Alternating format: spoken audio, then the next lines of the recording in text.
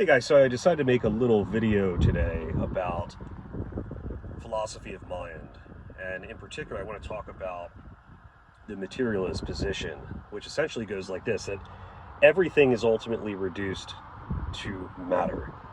Okay, so somehow these particles arrange themselves in a specific way to produce this rich inner life that we experience.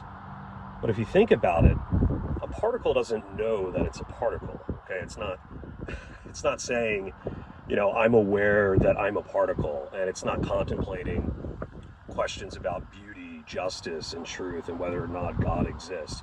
But somehow, arranged in a specific way, it begins to do such. Okay, so the particles inside my skull right now, arranged in a certain way, are able to write poetry, write music, see colors, contemplate beauty, whether or not God exists, morality, justice. And that just seems incredibly unlikely because, again, you think about it, these particles just follow very simple laws. They are, they have charge, mass, spin, but again, somehow this produces a rich inner life. Now, if panpsychism is true, then everything is consciousness. It has some degree of consciousness. Now, this is referred to as proto-consciousness. Okay, so it's not like the consciousness that you and I experience, but it's some kind of very basic experience.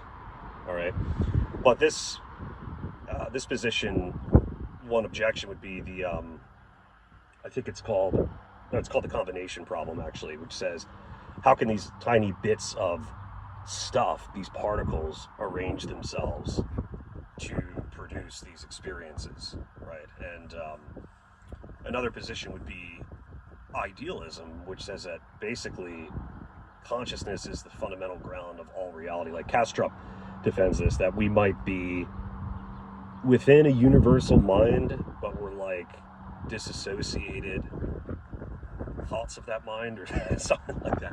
Kind of hard to unpack, to be honest with you. I might have just badgered that completely, but anyway, I just think the nature of mind is really strong evidence for some kind of universal cosmic mind, because when you start from that ontology, when you have a mind first ontology, a qualitative first ontology, then what flows from that is mind is the qualitative, right? But if you start with more of a quantitative, you just have this mass, force, matter.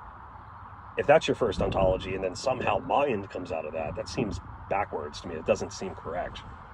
It would seem that since minds exist and persist over time, again, it's not like we are all the same mind. We have this rich, inner, distinct experience. You are radically different than me, and I'm radically different than you.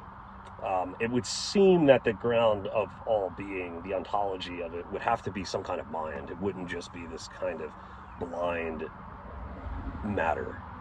Okay, so anyway, those are just some thoughts. I know this is, I just did this on the fly. I just felt like making a video for the hell of it. So a little scattered, but yeah, it gives you something to really chew on and think about, because I think mind is perhaps, consciousness, the most important question we could ever ask ourselves, because it is the only way we experience anything. It's the only way we see the world.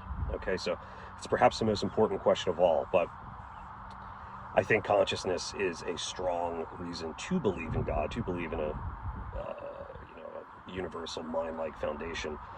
I want to say one more thing too, and I've talked about this before, but I can imagine a world whereby we evolve, but we're completely devoid of experiences, right? Think about like the philosophical zombie argument. You might have heard about that before, but we could have just evolved to have no experiences at all. We're just walking around and there's no qualia. We're completely devoid of qualia.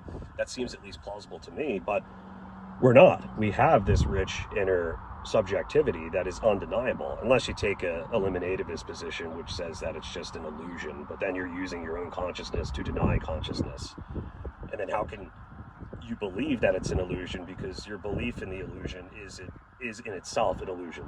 Okay, so it gets a little ridiculous if you ask me. But yeah, anyway, I just wanted to make a quick video